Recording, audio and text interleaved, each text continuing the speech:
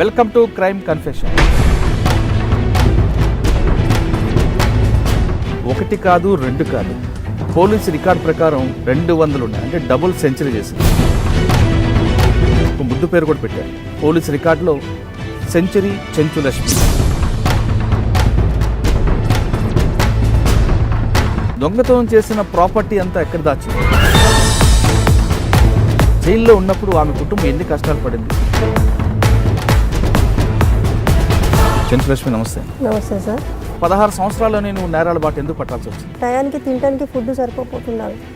నేను ఆ ఇబ్బందులు చూసేసి మా ఇంట్లో నేను ఏదైనా ఒకటి చేయాలి, ఇంట్లో వాళ్ళ గురించి అనిపించేది.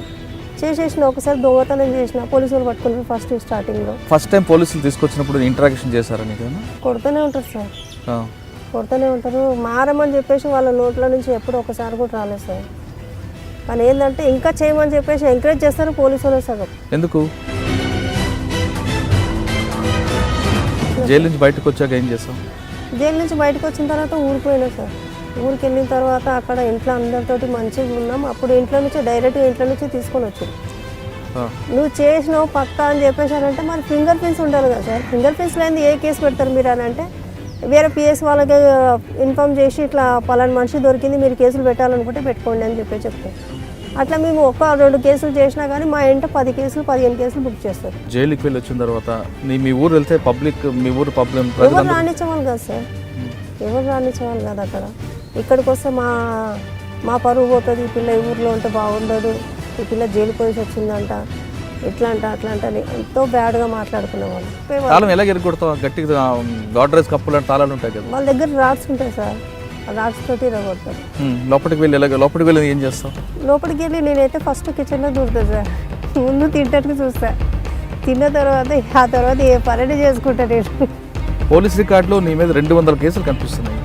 200 దొంగతనాలు ఒక ఆడపిల్ల ఎలా చేసింది? అంటే దాంట్లో చేసిన కొన్ని కేసులు ఉన్నాయి, పెట్టిరు ఎక్కువ శాతం పెట్టిరు మాకు. అంటే 2 రకాలు కనిపిస్తున్నాయి మోడ్ ఆఫ్ ఆపరెంట్. ఒకటి తాళాలు వేసిన ఇల్లు పగలగొట్టడం, 2 బస్ స్టాండ్లో బస్సుల్లో తిరుగుతూ పక్కన లేడీస్ బ్యాగులు కూడా తీసుకెళ్ళేవారు. స్నాచింగ్ అనేది నాకు రాదు సార్. చేసేది ఒకటి హౌస్ బ్రేకింగ్ తప్ప ఇంకొక వేరేది చేయండి.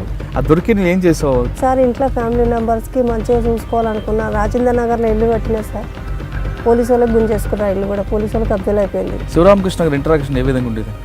చాలా టూ మచ్ సార్. కళ్ళలో కారం వేసి ఇంకా నువ్వు నిజం చెప్పినావా మంచిదనంటే చేసింది చెప్తారు కానీ చేయండి ఎందుకు చెప్తారు సార్? ఒక్కొక్కసారి అనిపిస్తుంది ఈయన కొట్టే దెబ్బకు చచ్చిపోయింటే బాగుండని చెప్పేసి అనిపిస్తుంది. వాడికి ఇచ్చినామని చెప్పు, వీడికి ఇచ్చినామని చెప్పాలంటే ఏమి ఇచ్చినామని చెప్పాలా? గోల్డ్ వానికి ఆ మార్వాడానికి ఇచ్చినామని చెప్పండి అని అంటే వాడికి ఇస్తే కదా మేము చెప్పేది. వాడికి ఇయ్యంది ఎక్కడి నుంచి చెప్పాలా? వాడి నుంచి మేము ఎట్లా కూడా తీసుకుంటామని అంటారు. సగానికి సగం పోలీసు వాళ్ళు దోసుకొని తింటానికి ఉన్నారు సార్. అక్కడ ఒకటేసారి షూట్ చేసి పడేస్తే పీడనే రీయడం అవుతుంది కదా సార్. దీని బాధ ఏందో మీకు అని అంటే నేను ఒక్కొక్కసారి పిఎస్లో అట్లా మాట్లాడితే వాళ్ళు ఏమంటారు, అరే నేను అంత తేలిక ఎవరు చంపుతారే, కానీ నిన్ను చంపడానికి మాత్రం మాకు పర్మిషన్ వచ్చిందంటే ఎట్లా కాలుస్తాం మాకే తెలుసు అని చెప్పేసి పోలీసు వాళ్ళు బెదిరియడం.